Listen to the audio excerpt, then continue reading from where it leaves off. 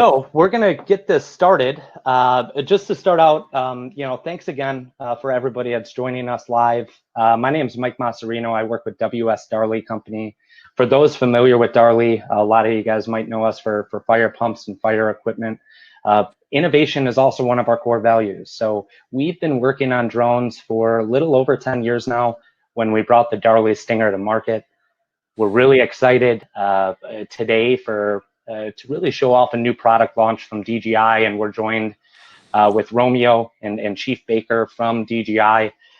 So we're really excited. Just to give you a sense of what's going to happen, we're going to keep this introduction very short and brief. We're going to give you a sense of what the aircraft looks like taking off, and then we're going to switch in and you're going to see a live view from the drone flying over Aurora, Illinois in my backyard. So without further ado, I'd like to introduce you to Romeo from DJI. And go ahead and take the floor, Romeo. Awesome. Well, good afternoon, good evening. This is wonderful to be here. Thank you, Mike and Darley, for having us. I hope this live, actually, we called it the live interactive virtual demo of the M300 with Darley and DJI. It's kind of a tongue breaker, but I loved it so much I had to write it down. It's exciting to be here. I hope wherever you are, you're healthy, you're well. We want to keep a little bit on the lighter side and showcase some of the features of the M300. My name is Romeo Durscher. I oversee the public safety integration of our technology here at DJI. And having seen the development of drones over the last 6 years here at DJI, it's exciting to have just another step in the evolution of these aerial vehicles, especially in public safety. And if you look at my shirt today, this week is a very special week for me. I was formerly working on NASA space science projects, and tomorrow marks going back from US soil to space. And obviously, this is almost as exciting as the next 60 minutes that we will be having with Chief Baker and Mike and the entire team, Darley and yourself. So that's enough from my side. I want to introduce to you Wayne Baker, and he joined us not too long ago, and I'm super excited to have him on board because he brings a lot of public safety experience with him. So Chief Baker, why don't you give a quick introduction? Okay, thank you. For the last 26 years until last October was a firefighter and retired in October after 10 years of fire chief at City of Joshua in Texas to go to work for DJI. I had a whole, I think, day and a half off before Romeo put me right to work.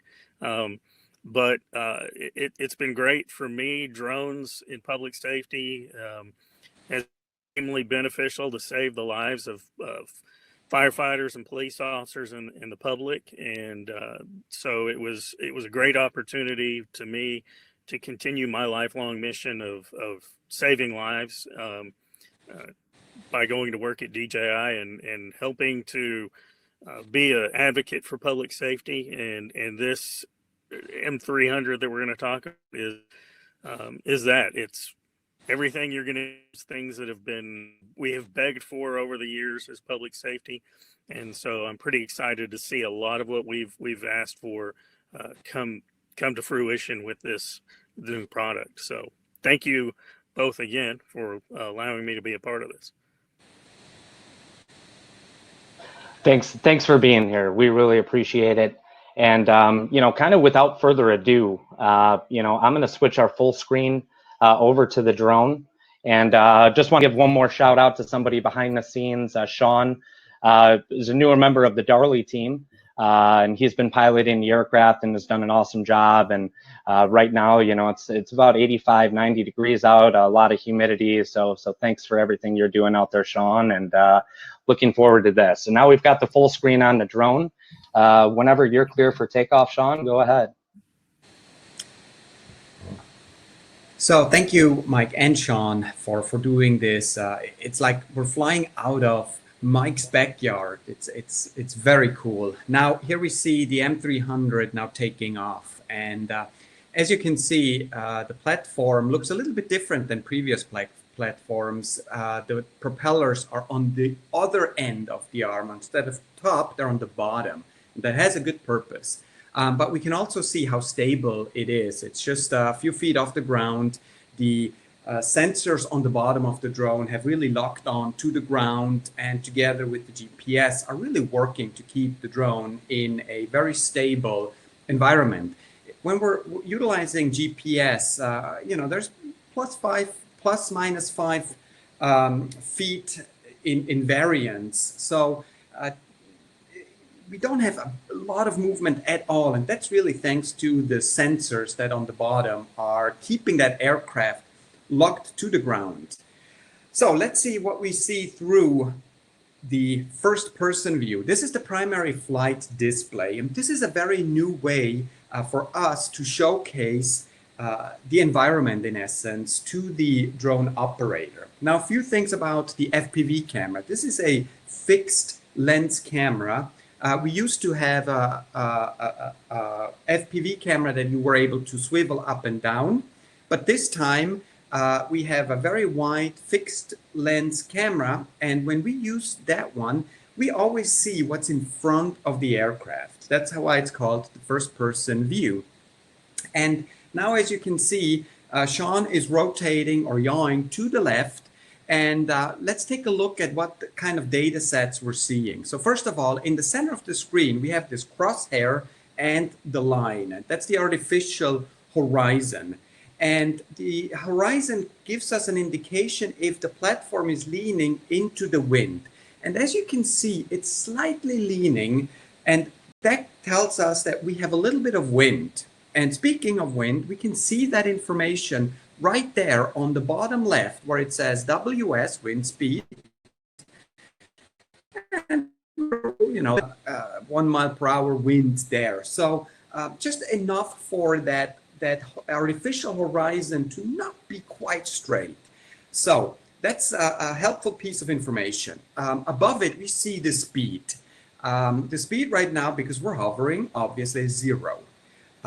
Once we're in motion, that will increase and give us the indication of how far are we going. As you can see, quickly backed up, got to about 2 miles per hour. Now backing forward, we get to about 2 miles per hour. So that gives us that information. Now moving on to the right side, we have the altitude. And right now the altitude is 12.8 meters and feet. And that is from the takeoff location. So where we took off from with a red line on the bottom. And that is the indicator that we have an object below us at 14 feet. In this case, obviously, the ground. Had we a different object, maybe the fence or something that is taller, then it would be maybe 11 feet, depending on how big the other object is. If we were underneath something, like if we were flying underneath a bridge, we would have that second red line on the top, and it would also tell us how far we are below an obstacle above the drone. And that is because we have sensors on the bottom, on the top, and all the 4 sides. So that's why the propellers are on the bottom of the arm, so that the sensors around it have an unobstructed view. Now, before we go more into the sensors, there is another piece of data that I want to showcase you. On the right side, on the bottom, there is an ASL indicator, and that is the absolute altitude calculated by the barometers on board. So meaning that we are at 702.9 feet above sea level. So additional data points that can help you as an operator. Now, let's look at a few more items that are of interest. For example, on the very left, we see an H.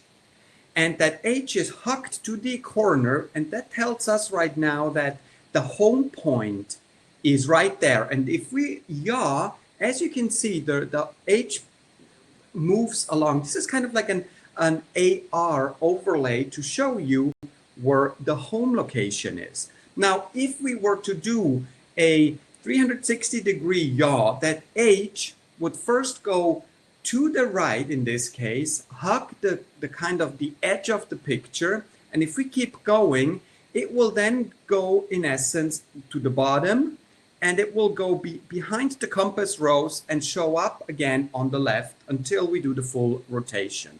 So an easy way for the operator to quickly identify where is my home location. Now, in the center of the screen on the bottom, you have also a new piece, and that is the compass dial. That's something that we didn't have before, but is something that is extremely helpful. The compass dial obviously has all the directions as well as the degree.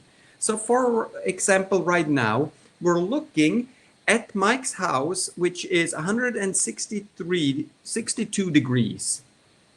So that is extremely helpful for us to know. So we're not quite looking south, but we're at easily displayed what our direction is that we're looking at. Now, if we go into the center of that compass rose, we see a red triangle. And that red triangle is our drone, with the pointy part being the front of the aircraft. So now going up again to the 162, we see a yellow shape, and that shape is where the payload is looking at. So right now, the payload, the camera that we're flying, is looking at the exact same direction as the aircraft.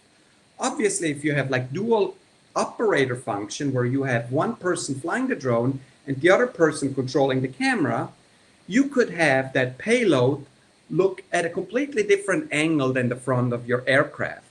And so we're displaying that right in there. Now, speaking of the sensor, we also see in that compass rose some different color shade areas. Right now, on our approximately 2 o'clock position, we have a red shape. That is our sight sensor detecting that there is an obstacle right there, and we're pretty close to it. We also have some red shapes and a green shape, a yellow shape on our left, about 10 o'clock position, and around 11 and 1 o'clock, we have some additional shapes. So this is the sensors, the sensor array in essence, telling us that, hey, you have different areas that you should be just visually trying to keep an eye on, because those are obstacles. And obviously the tree is the closest one to us, therefore it's red. Now we have the ability to adjust the distance of detection as well as the distance to braking. So if we were to fly towards that tree, the way it's set up is that it can either get closer before it stops, or we can set it up so that we cannot get too close to it by braking much further. We're going to show that in a little while. But this is a lot of fantastic information that you have available right here on your primary flight display.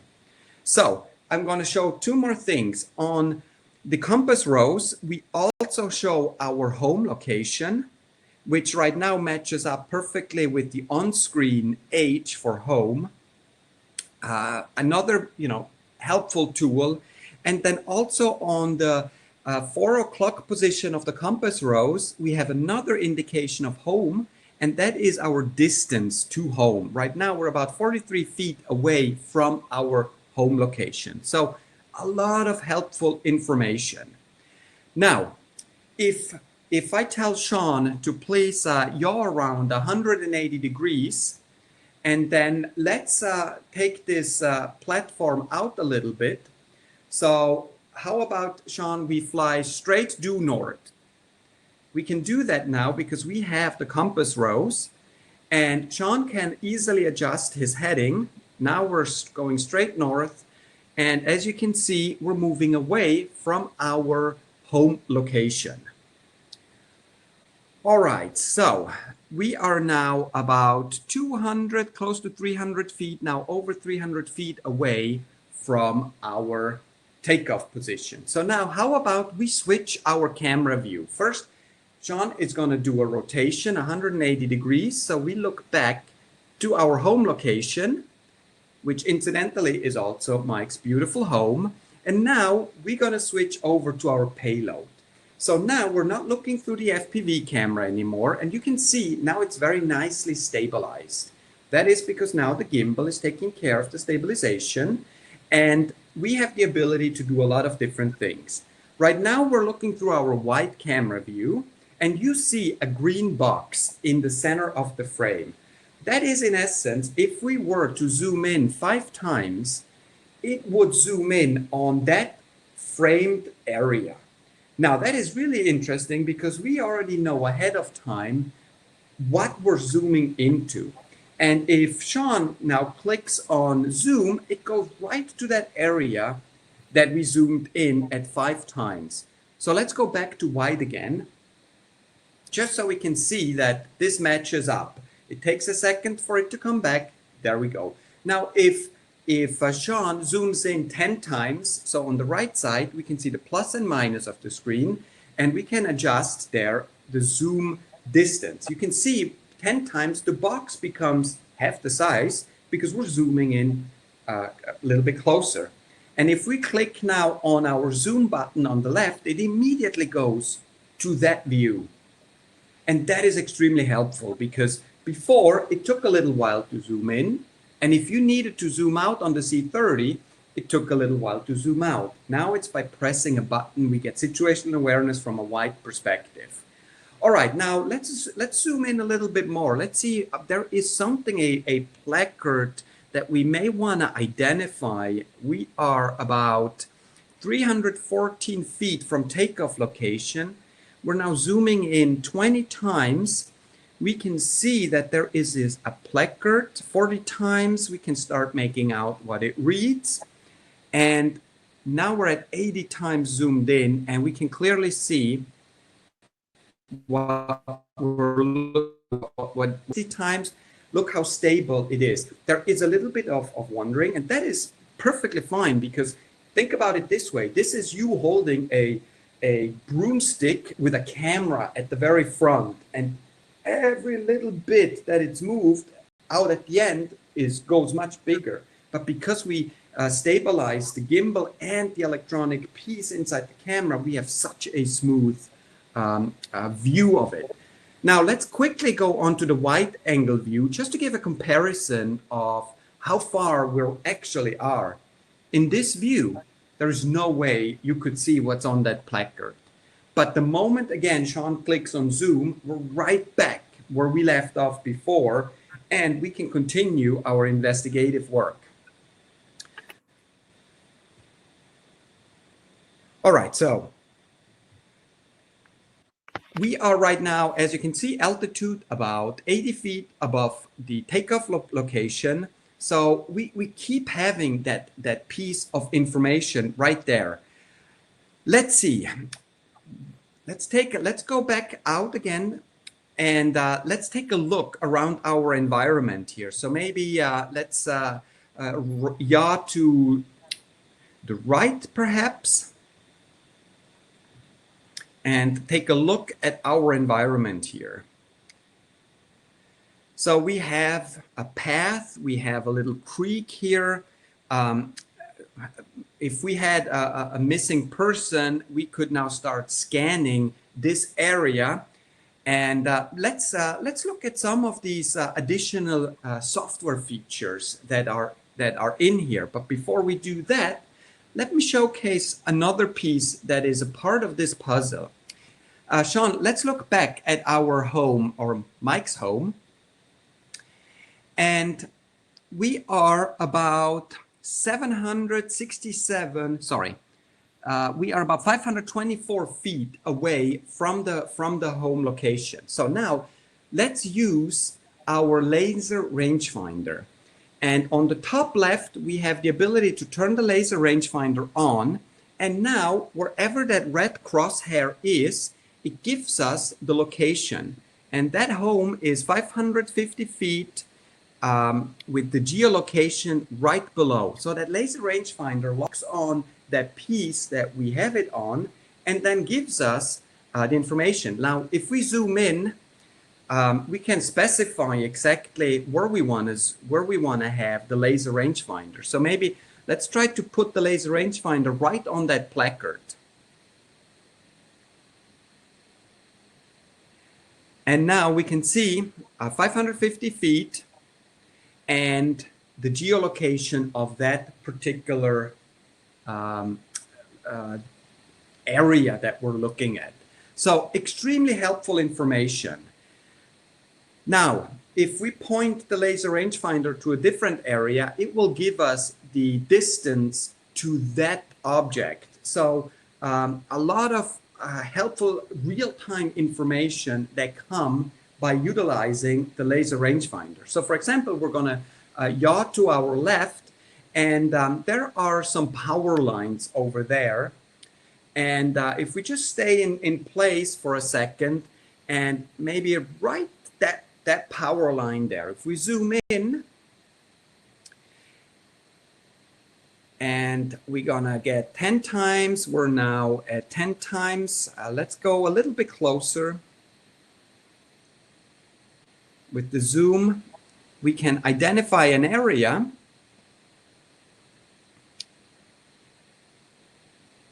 All right, and it gives us about 1,094 feet that we are away from this particular tower. Now, since we're already with that zoom camera, let's zoom in a little bit more and let's look at those coils there. Let's see, we want to take a quick look at those coils. We're zoomed in 80 times right now, 160 times, and we get a fairly good image back. So we have the ability to offstand quite a distance, and really with the ability of the zoom and the stabilization, get very, very good and detailed information. Now, that laser rangefinder in conjunction with the zoom also allows us to do a couple of other things. For example, if we have a subject or an object that we would like to track across the image, we can do that. So let's get out with the zoom. Let's take a quick look at our environment. And if we timed this well, we have a volunteer that is right now walking the trails. And since we don't want to be creepy, we're going to use our subject, our volunteer subject, to demonstrate the ability of tracking a moving subject or object. Now, the question is, where is our volunteer? So we're going to scan the area. We're still looking through the wide angle lens. We can see that the green box is our 5 times zoom in. So if we were to decide to zoom in, that's the area we would frame and look at. And right now, we may have not picked up on our wonderful volunteer that is out in the humidity of Illinois, almost summer. But we're trying to look around and see if we maybe can pick her up. Oh, there, look at that. So now let's zoom in, and it immediately, machine learning detects that, oh, this is an individual. So if we press on that yellow box, it will now smartly keep that individual in the center of the frame. And now the system is doing everything by itself. It's adjusting its camera angle by utilizing the gimbal, and it's also moving in and out with the zoom capabilities to keep that individual in the center frame. Right now, she's still kind of far away, so the zoom is not adjusting too much.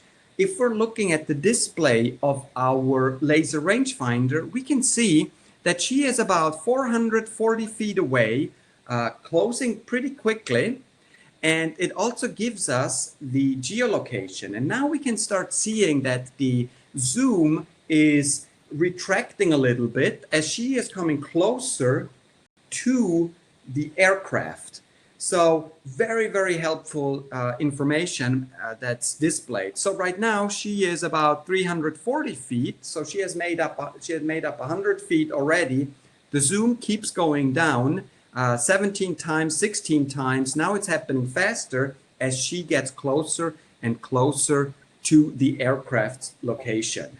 So fantastic, helpful tool if you are tracking either a team member on a search and rescue operation, for example, maybe a vehicle that you guys are out trying to track going from an inspection site to the next inspection site, and you just want to keep situational awareness. So a lot of very helpful use cases. All right, now let's see what happens. We have our subject that is moving through the image. We're now at 10 times zoom because she is 140 feet away from the aircraft. All of this is in essence being showcased live. Extremely helpful information. So if you needed to convey that information to somebody else that may be on radio on the ground, you have the ability to do that right away.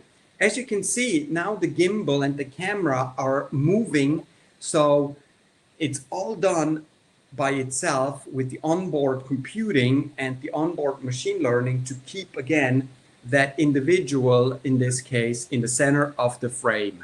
Obviously now, she's moving away from the drone, so we're seeing that the distance is increasing, and at some point soon, the zoom will start to increase again, keeping her closer in the frame that we have available.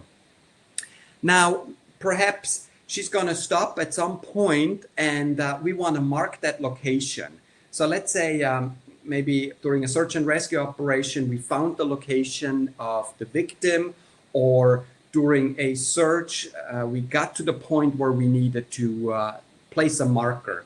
So for example, that would be right now. Let's see if we can place a marker. And we have the ability, again, thanks to the laser rangefinder, to put a smart point on the ground.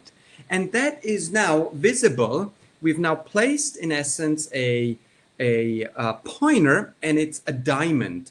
And that diamond, if you look at the compass rose, you can see that there is a green diamond that we placed. And we're going to now function of our object or subject, and we're going to look at that pin that we dropped, in essence, in virtual reality almost. We can go down, and if we zoom down and look, we can now see our pin that was placed. So that's exactly where we placed our pin. And if we were to go back to a battery exchange or any other task, we could always go back to this particular pin. An extremely helpful piece of information. In fact, it's even on our map. So on the bottom right, we can see we have a map, and we have the ability to click on that map, and we can see not only where the home location is and our straightest way back to the home, but we can see that diamond. And that's the location where we set that pinpoint. So we have multiple ways of seeing that pinpoint in pretty much every view that we want to have. Now, how about we switch over to IR, and Chief Baker, what do you think about the IR functionalities? One quick thing, guys, and sorry to interrupt, but I think this is a good opportunity to swap our batteries out. So we're getting near 32%. So Sean, if you can hear me, let's show the hot swap capability, and then we will come back to the diamond and switch over to the thermal. Very good thinking. While he's flying back, I'll just continue on a little bit with what relates to this battery swap. This is going to be a true battery swap, hot swap situation that we have now. So you're not powering down the aircraft. So all the information that you have, the waypoint marker we talked about a minute ago, is all still going to be there as we land. In fact, if you look at the bottom right of that compass rose, you'll see the diamond. It'll change here as he yaws around. And now it's going to be right up there at the top of the compass rose. Again, as he's swapping the battery, that's going to remain there. That's not going to. So that's, again, some of the things that we've been asking for as public safety. true hot swap capability, as well as longer flight time, which we've seen. We've gone quite a bit on this set of batteries, and then having that ability to drop a pin has been phenomenal. So now he's going to go ahead and land and swap the battery out. And if everyone looks in the upper left-hand corner here of our webinar, you'll see him go to the drone. I'm not going to exit off of our live feed because I just want you to see that we're never going to lose communication or video with the aircraft here. So we can see a ton of warnings coming up on the left, and we can see Sean in the video replacing those batteries, and we're not losing anything.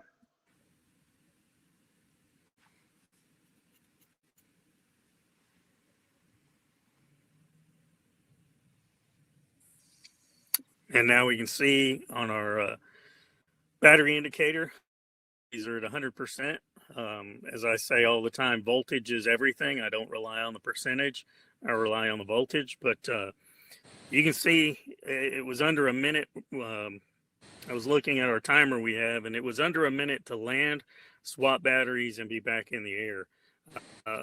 A big part of that ability is we're not having to shut down the aircraft, power it back on to take off. It's just swap batteries, restart the motors, and we're off again. And again, as you can see, our diamond is still there.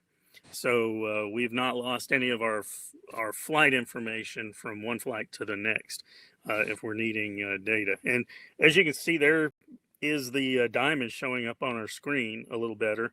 It was getting lost a little bit in the concrete walkway earlier, but now we can see through, and it's, as it were, through that vegetation for us. So this has been a great new feature added. So now if we want to go ahead and, as we're getting back into place, go back to the thermal view.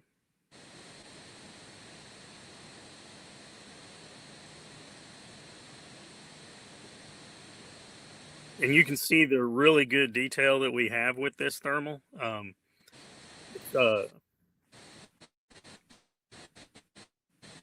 As you can see, even in the daytime, in the warm environment that they have there right now, we're still getting some pretty good detail in it. Don't see anybody on the trail if we were doing a search and rescue, but obviously on a day like today, we might be able to pick some people up. Again, as it gets warmer in the day, it's going to get harder for us to be able to utilize the thermal, but this one has really good detail. And if we can zoom in right there, I think I do see someone there at the top of the trail. We have a 2, 4, and 8 times zoom, digital zoom with this thermal. Now, the distance, it's not going to be that great clear quality, but we can tell we do have movement there with the thermal. So if we're in a search and rescue mode where we're looking for someone out missing, we would at least be able to zoom in and then switch. In fact, if we can go to the side-by-side view,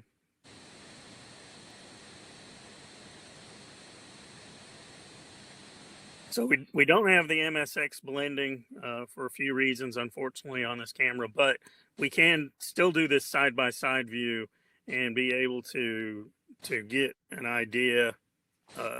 It gives us a little more situational awareness as we're trying to decide between the thermal image and the optical image that we have there.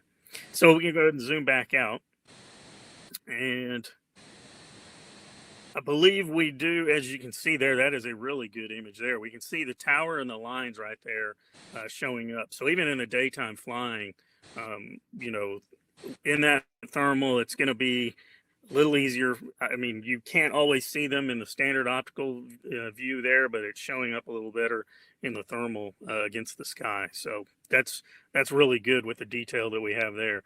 And in fact, now we can see our subject a little clearer as we're zoomed out, walking along the path. If we want to look back towards the house, I believe we have a small fire going that we can come take a look at. And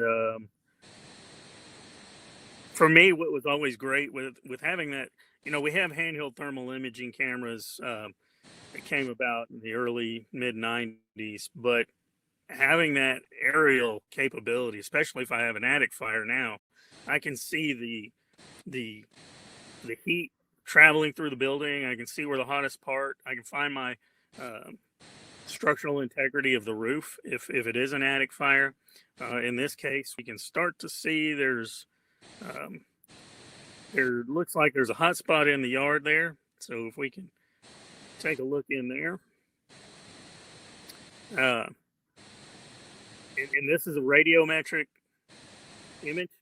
So for fire investigations, as you're taking pictures, later on, a fire investigator is going to be able to go back and get the thermal properties from the pixels, which can be good post-fire investigation to know where some of the hotter parts of the fire were. As with any investigation, the earlier you can get that information, that data, the better. So getting those pictures and videos of a fire sooner can really make or break a fire investigation. In this case, we can see the fire there. On a wildland fire, it was really great to be able to know when I had that fire line secured using an aerial thermal imaging camera. So, and then now we've moved into near IR. With the IR cut on this, and again, we got a pretty good detail image of that. So if this were a house fire, I would be able to start to see windows that are warm, probably some thermal heat transmitting through the walls or the roof to be able to get a better idea of where that fire room is. I know we've been using, aerial thermal imaging for a while, but we get to see it with this camera in really good detail. Is there anything you would like to add to that, Romeo? Yes, maybe we're now zoomed in one time, so we're not zoomed in, but we still have the ability to zoom in with the visible light camera. But even we're approximately 250 feet away from this heat source, and now we're 4 times zoomed in. We still have fairly good detail. For example, we can see Sean moving on the chair on the upper right, and that is because we have smaller pixels that give us a little bit more detail and shape around it. And that's extremely helpful since we're not doing the MSX overlay, but having this additional detail available gives us much better situational awareness. We can better make out what we're actually looking at, even at a 4 times zoomed in on the thermal camera from about 250 feet away. So that's very remarkable. We can see that we have about 340 degree Fahrenheit heat source. Obviously, we're pretty far away, so it might be a little bit hotter if we were closer, but regardless, immediately we have the ability to see where is that hot area. And I think that's tremendously helpful in this much detail. Absolutely right. Having that thermometer there is good because now, we can see if we're making progress on the fire, if we were attacking a fire, and we start to see that temperature reducing or increasing if we're losing progress. So.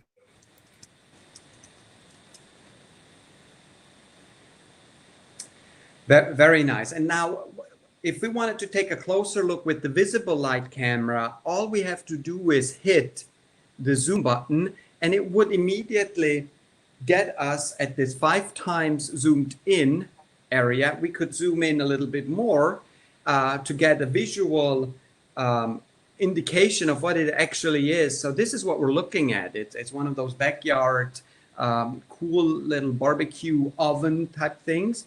And at 20 times zoomed in from about 240 feet, we can clearly see what it looks like. And by press of the IR button, we go back to the thermal image.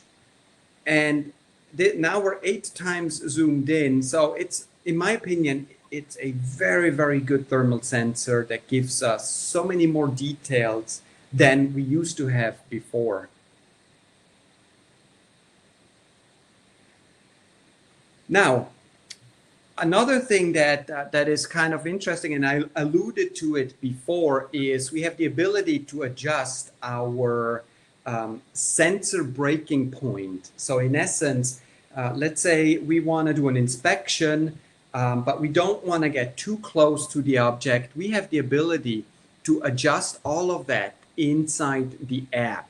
And we have 2 different things that we can adjust. One is the obstacle braking. And that is, in essence, how close to the object can we fly before the platform says, hey, I'm taking over, I'm going to stop.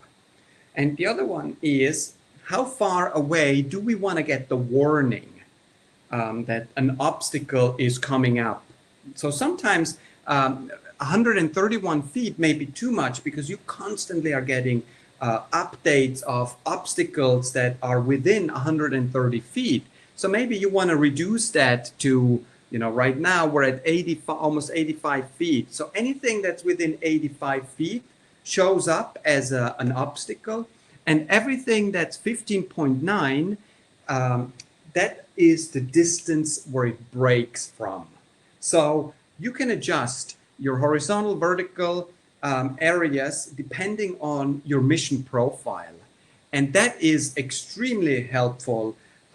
If we go out of this screen and maybe fly a little bit closer back to the home location, we are right now roughly 220 feet from where we took off from.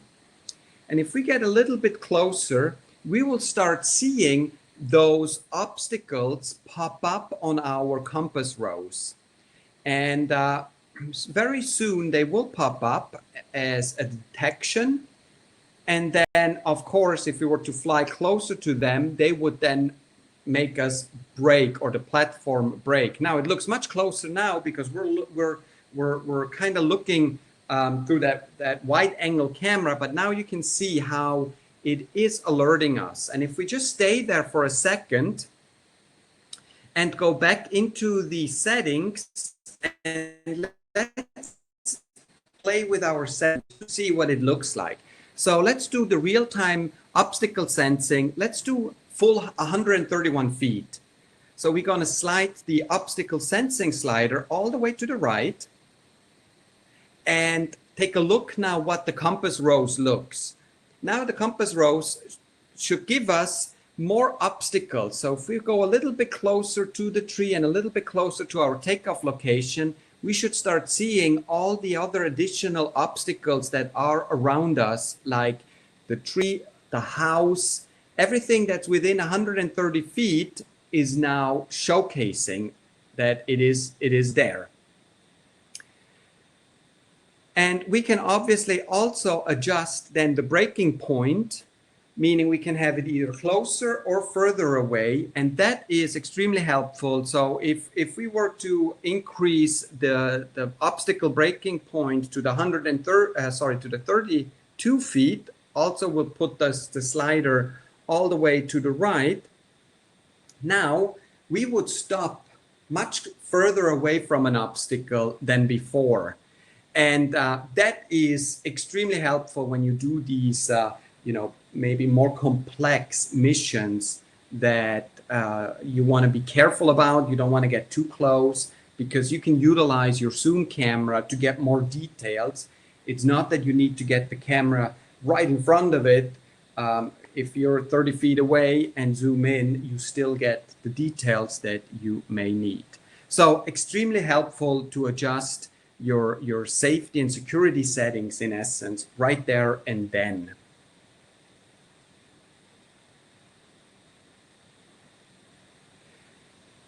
So if we quickly go maybe to the FPV camera, just a little while ago when we were outside, when we were above that trail, we had about 12, 13 mile per hour winds, and you could see how the machine was really leaning into the wind. Now that we are a little bit closer to the home and below the tree line and below the home line, we're a little bit more protected from that wind. So it's much more leveled again. But that's really a very helpful feature to have, that we see how the aircraft is leaning according to the environment that it is flown under. We can still see our diamond on the very right. That's the one that the pinpoint that we placed earlier. And it's this artificial AR piece that is now there, and we can easily find it again. We also see our H location, which is our home point, hugging on the left side of the screen. So again, for situational awareness, this new display is a tremendously helpful tool for any operator.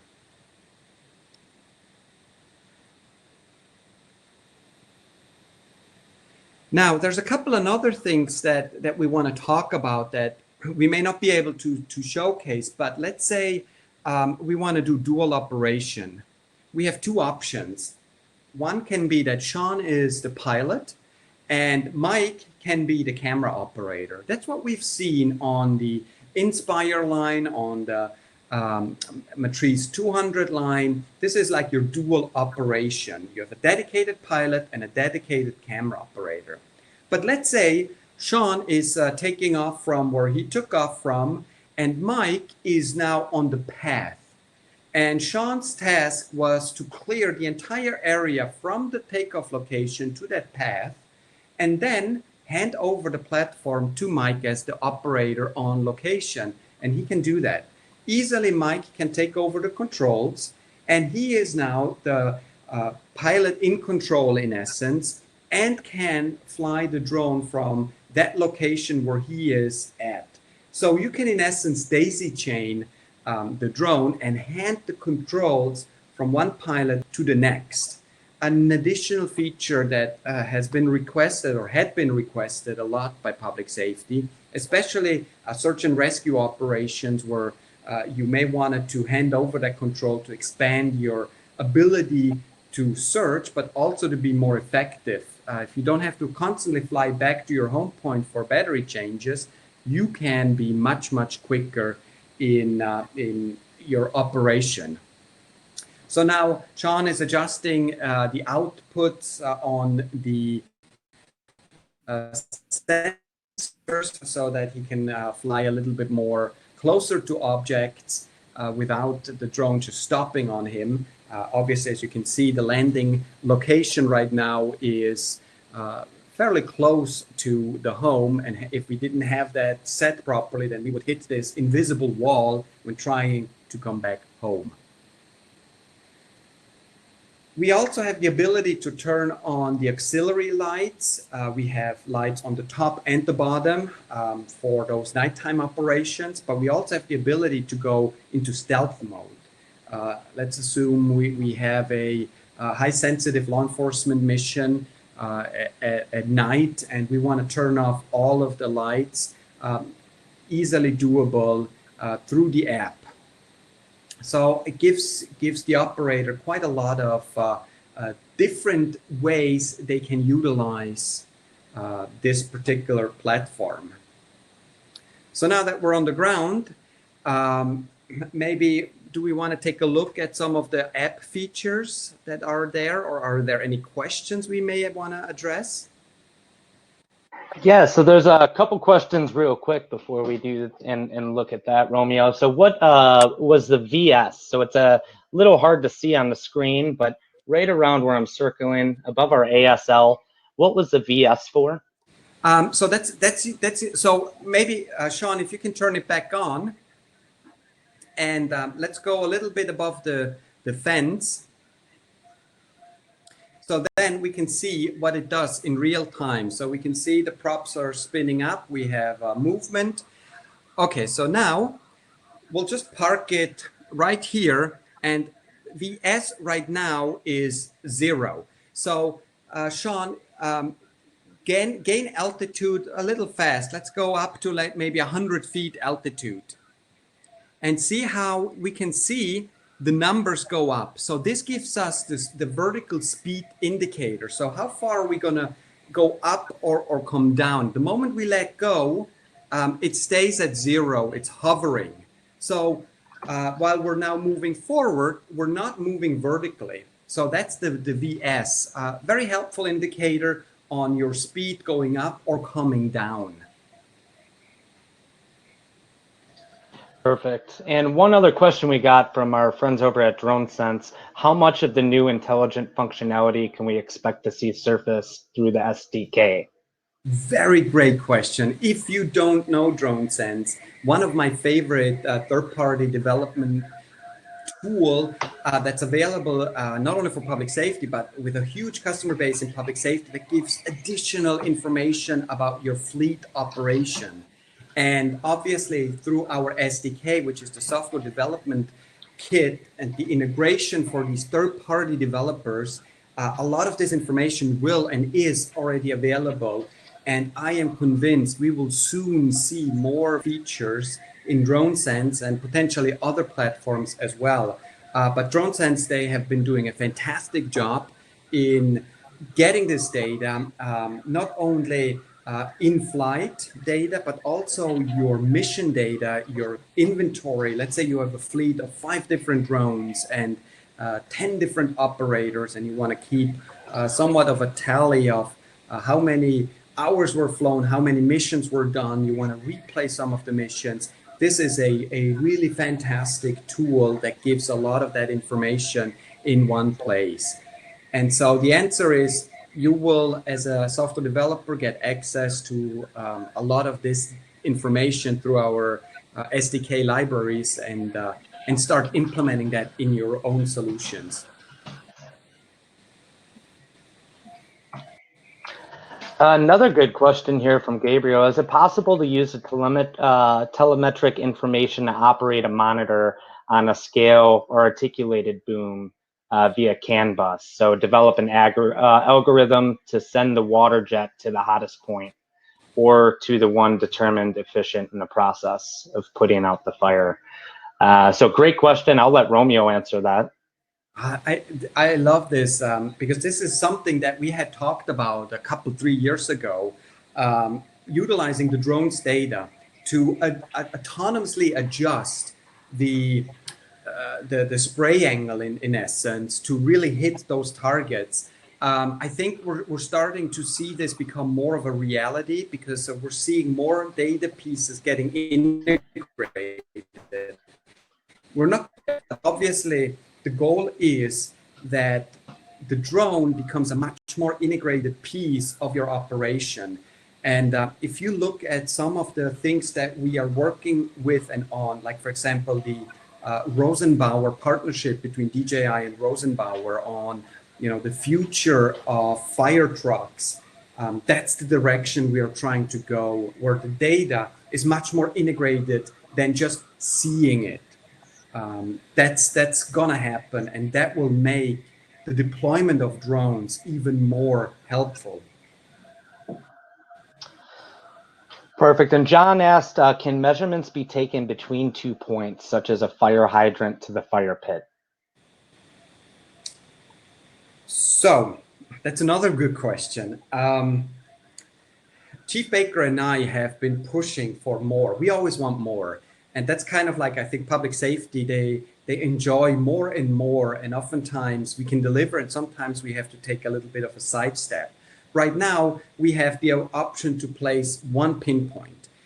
We have the option to look at one piece or an object with the laser rangefinder. And it gives us that information from the drone to that object. We don't quite yet have the ability to do, if we have A, B, and C, we can always get the direction from A to B, from A to C, but we can't quite yet get C to B. So that's something, again, in the future. But the nice thing is the laser rangefinder is something that we've not seen before on a drone. And we know how public safety works. They will find use cases, they will find needs, and they will properly communicate that to Chief Baker and myself. And we then are going to try to work internally as well as with our SDK partners to potentially find solutions to get additional data points that we initially didn't think about. So stay tight and give us that feedback. Get us your needs. Let us know what you need. And obviously, if we hear it from one person, it's one thing. If we hear it from 5 people, then we have a much bigger chance to get resources to make those needs a reality and find solutions to them.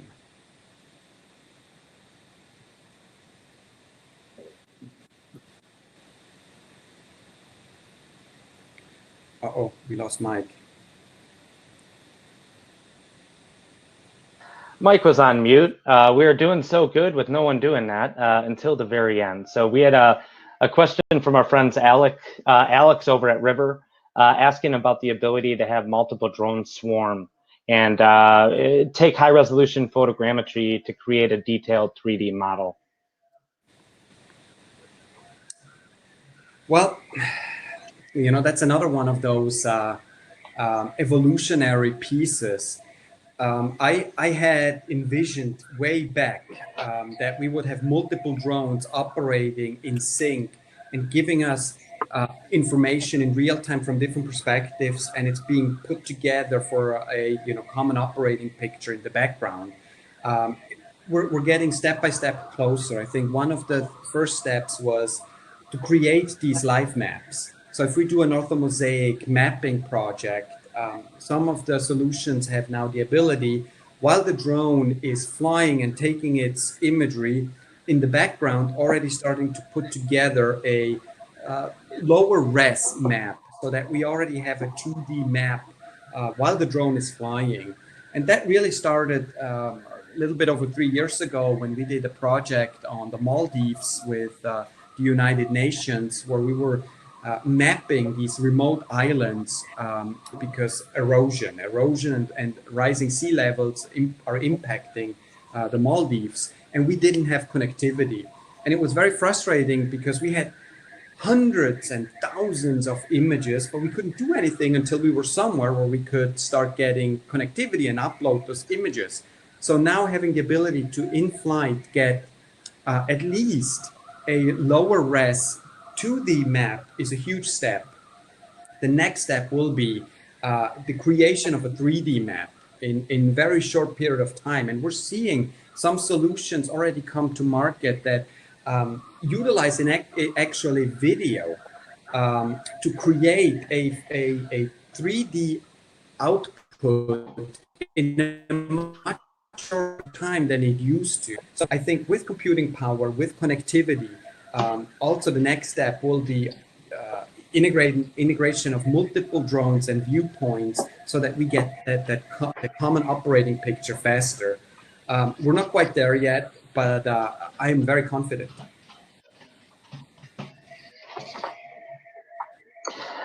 Great. We've got some other questions on pricing. To everyone out there asking about pricing, please shoot me an email.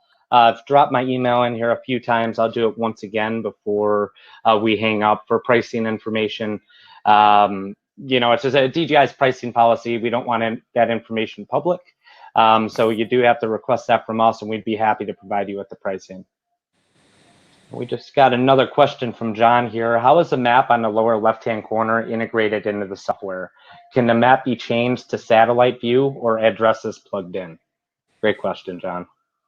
Really good one. Maybe if we can go back to the drone view, I think the drone is probably still on.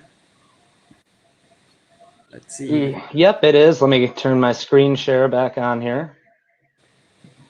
Mike is wearing many. Sean is already in the map. Perfect. So again, we have a lot of good information. See that the triangle, the red triangle, similar to the compass rose on the map. That's your drone pointing piece forward. And on the top right of the map, we have additional things that we can do. And there is the ability to change the map to a satellite view, and that is exactly that one. So if we press on that one, we have the option to click the satellite. It's the third one over from the left, Sean. Oops, sorry, I wasn't There we muted go. there. Now they know the Hollywood magic.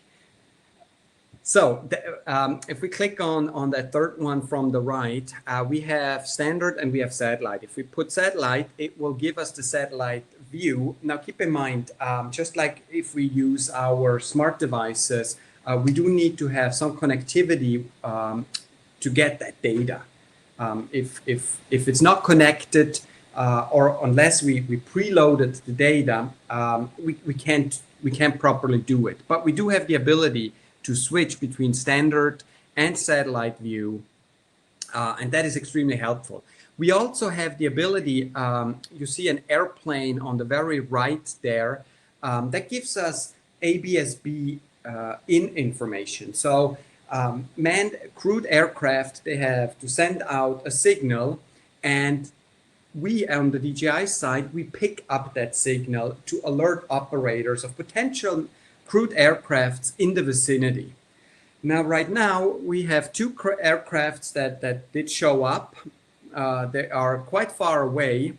One is almost 12 kilometers, the other one is 15 kilometers. So they're not really close by, but it gives us the situation awareness that we have additional airplanes in our vicinity. If they get obviously closer, if they come to, you know, a couple kilometers and you are up at 400 feet, depending on your environment, if you're in close proximity to an airport, you may have a waiver to fly.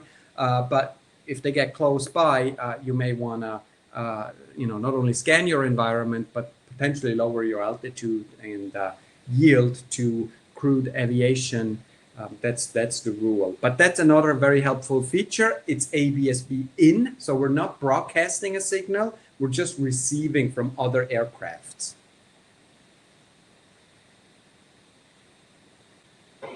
And while we're in the screen, quick shout out to AMV All Mobile Video for handling all the streaming today. We're pushing through a very small funnel here at my house. So that's why we didn't have the drone or our smart controller connected to the Wi-Fi. You know, my wife was out walking the path, so she wasn't streaming Netflix or anything like that during the demo, but we have a really small funnel we've been pushing this through, and just the streaming capabilities of that system have been great. So Barry Moore, if you're still hanging around with us, thank you very much.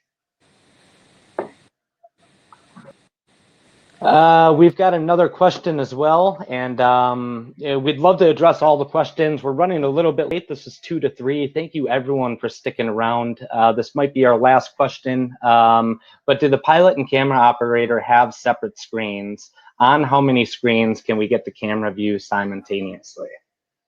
Good question, Burke. Question. So we have two different controllers in essence, that we have up to 3 camera views that can be allocated accordingly. So it also depends on, you know, what your payloads are. You have the ability to have one payload with one single gimbal. You have the ability to have a dual payload gimbal, so you can have 2 different payloads on the bottom, and potentially you can have a third one on the top. So there's a lot of combinations possible, but on any of those combinations, you have 2 radios max. You have the operator and the drone operator and the camera operator. And both of those radios, they have also HDMI out, so you can connect to a larger screen. That's also available. And then you have a little bit more flexibility on what you want to have on those 2 different controllers. Obviously, the operator of the drone will very likely use the first-person view camera the most, because that's really the operator's primary flight display. And then the camera operator can utilize the camera 360 degrees around and do whatever he or she wants to do, have split screen, have all of the other functions, switch between zoom and wide without impacting the drone operator's situational and orientational awareness.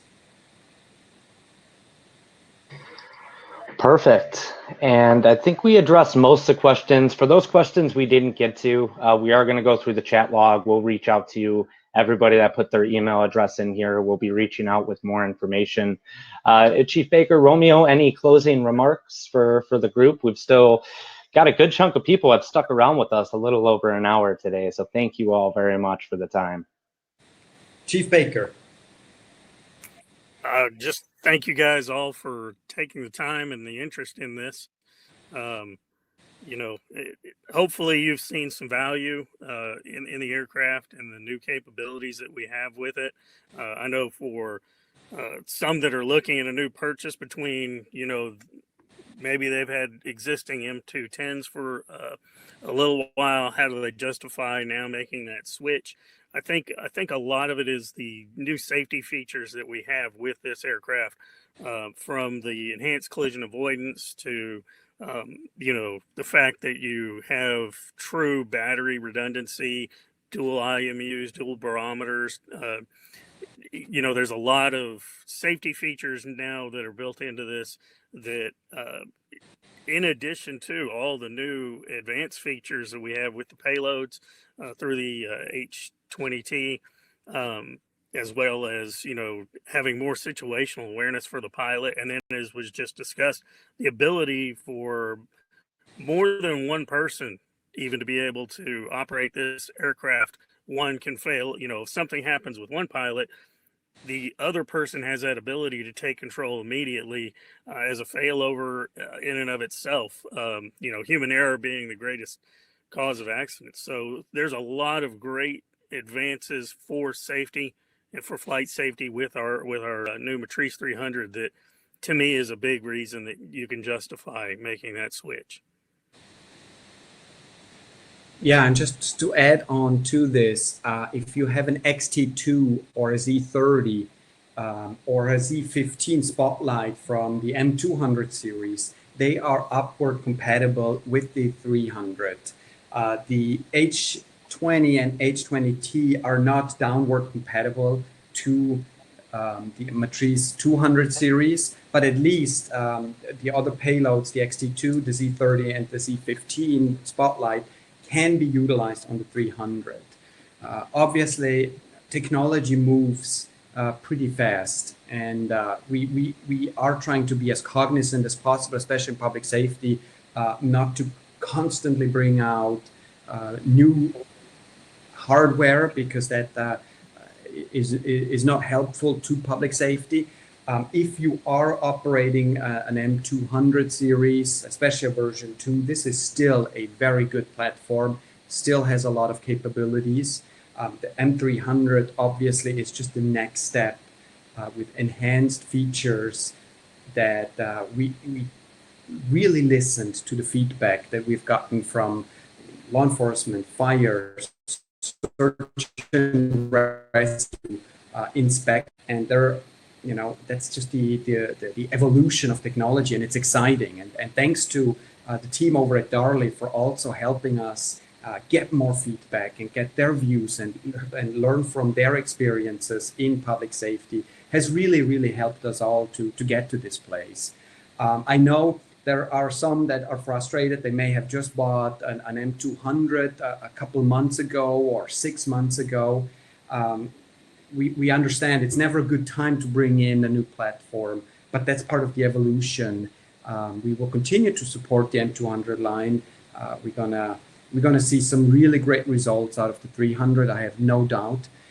You know, 2, 3, 4 years from now, we will be talking about some of the things in reality that we were just alluding to as a concept.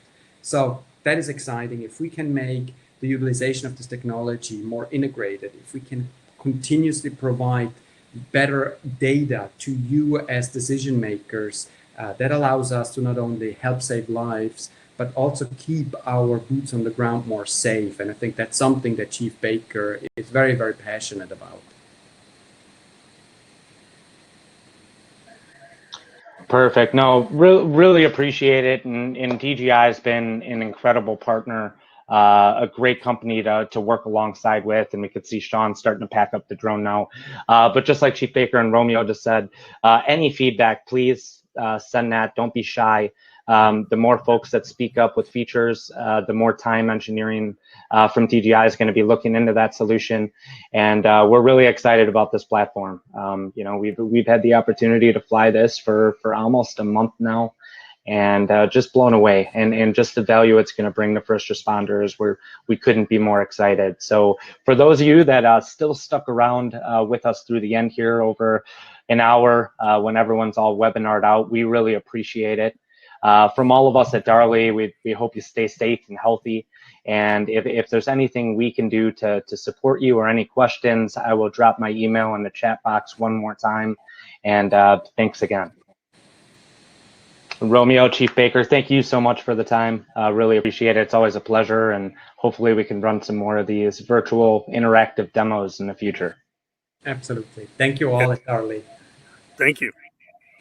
Thank you. Take it easy, guys. And everyone else, this is recorded, so we will be sending out a recording. Thanks for tuning in, and hope everyone has a great week.